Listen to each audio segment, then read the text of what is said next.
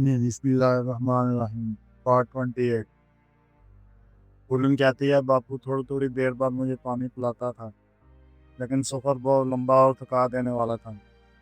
पूरा सारा जिस्म सूख रहा था। हर गुजरने वाली बस से उड़ती हुई गर्द खुले शीशे से अंदर आती और मेरे मुंह में मिट्टी का जायका भर जाता।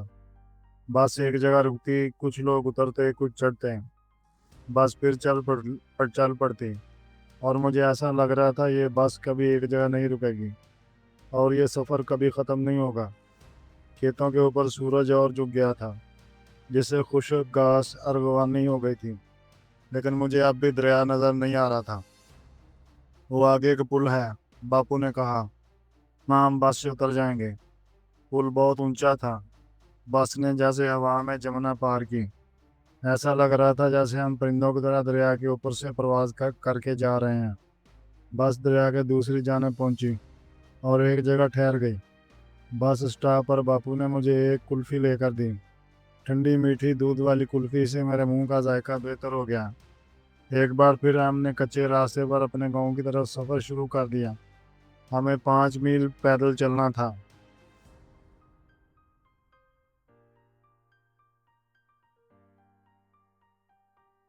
मैं, बापू और उसके दोस्त के बीच में चल रही थी, ताकि मैं इनके कदम से कदम मिलाकर चल सकूं और जल्द घर पहुंच जाऊं।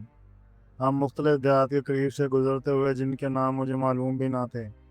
एक गांव के करीब से गुजरते हुए बापू ने कहा, ये क्षति है, यहाँ मुसलमान रहते हैं।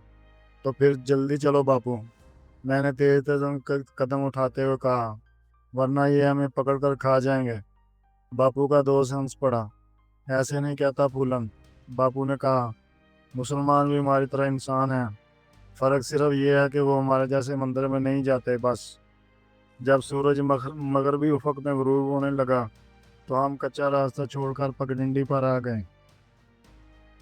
रास्ते में हमें दोवेल गांव के कुछ लोग मिले जो बापू को जानते थे। उन्होंने बापू से कहा कि हम रात उनके यहाँ ठहर जाएं, लेकिन बापू ने फैसला किया हम अपने घर जाकर ही दम लेंगे। मुझे नीम के ऊंचे ऊंचे दरख्त दिखाई दे रहे थे, जिनसे मैंने अंदाज़ा लगाया कि अब हमारा गांव ज़्यादा दूर नहीं। अंधेरा हो रहा था। मुझे दरिया किनारे मखसूस सूंधी खुशबू आ रही थी। मुझे मवेशियों और परिंदों की आवाज़ें सुनाई दे रही थीं। मुझे अब प्यास न थी और थकन मेरे जिस्म से इस तरह परवाज़ कर गई थी जैसे कोई कौवा मैदान से ऊपर और ऊपर उठता जा रहा हो। मैं सोच रही थी कि छोटी इस वक्त कचवाड़ी में होगी। मुझे यूं लगा कि इसके गुनगुनाने की आवाज़ आ रही है। मैं दरिया किनारे की तरफ दौड़ पड़ी, लेकिन वो मुझे कहीं दिखाई न दी। फिर घास में मुझे किसी का घाघरा दिखाई दिया। मैंने महसूस किया कि वहाँ कोई लेटा हुआ है। मैंने देखा वो छोटी थी। वो दरिया पार से लाए जाने वाले तरबूजों की निगरानी की बजाय सो रही थी। जब उसने मुझे देखा तो खुशी से चीखती हुई मुझसे लिपट गई। उसकी आंखों में आंसू उबल पड़े और वो मेरे गले से लगकर झूल गई और उसका वजन से मेरा दम घुटने लगा। फूलन तुम मुझे बहुत याद आती थी। वो जल्दी से भागकर गिर गई और एक तरबूज उठा लाई। उसने चाकू से तरबूज चीर डाला। मैंने तरबूज का पानी पिया जो ठंडा और मीठा था। मैं जल्दी जल्दी तरबूज का गूदा खाने लगी। छोटी और मैं हंस रही थी। फिर हमने तरबूज के खोल फिजा में फेंके और तालियां बजाने लगी। सब कुछ वैसा ही था, कुछ नहीं बदला था। मैंने देखा मछेरा पंजम हाथ में लालटेन उठाए मछलियां पकड़ने जा रहा था। उसने लालटेन मेरे चेहरे के करीब लाते हुए बापू से कहा, तुम्हारी बेटी तो तिनके की तरह हो गई है, ये बीमार लगती है। छोटी ने लालटेन की रोशनी में खौफजदा निगाहों से मेरी तरफ देखा। इसे तजस्सुस हो रहा था कि मुझे क्या हुआ। मैं सिर्फ अपना सर हिला कर रह गई। मैं माँ हुसैन में हमारा इंतजार कर रही थी।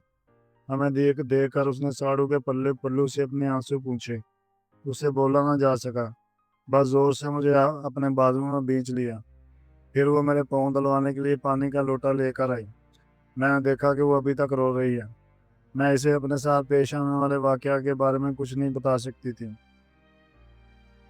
बापू ने ही आहिस्ता आहिस्ता इसी काम में वो सब कुछ कह दिया जिसके तसव्वुर से ही मेरे रोंगटे खड़े हो जाते थे। माँ ने मुझे कंधे से कमर से छू कर देखा और फिर और ज़ोर ज़ोर से रोने लगी। اس کے رونے کی آواز سن کر بوری اور شونارائن جاگ گئے اور یہ جاننے بغیر کہ ماں کیوں رو رہی ہے میں بھی رونا شروع کر دیا۔ گھر میں کچھ نہیں بدلا تھا، وہی پرانی کھاٹیں تھیں، وہی پرانے مٹی کے برتن۔ مجھے یہ احساس ہو رہا تھا کہ جانے میں کہاں چلی گئی تھی اور اب کتنی دور سے اور کتنی دیر کے بعد آئی ہیں۔ جب میں یہاں نہیں تھی تو ایسے ہی تھا، جیسے کہ یہ سب کو موجود ہی نہ ہو، لیکن گرم رات میں گیلے کپڑے پہلے کی طرح پھیلے ہوئے تھے۔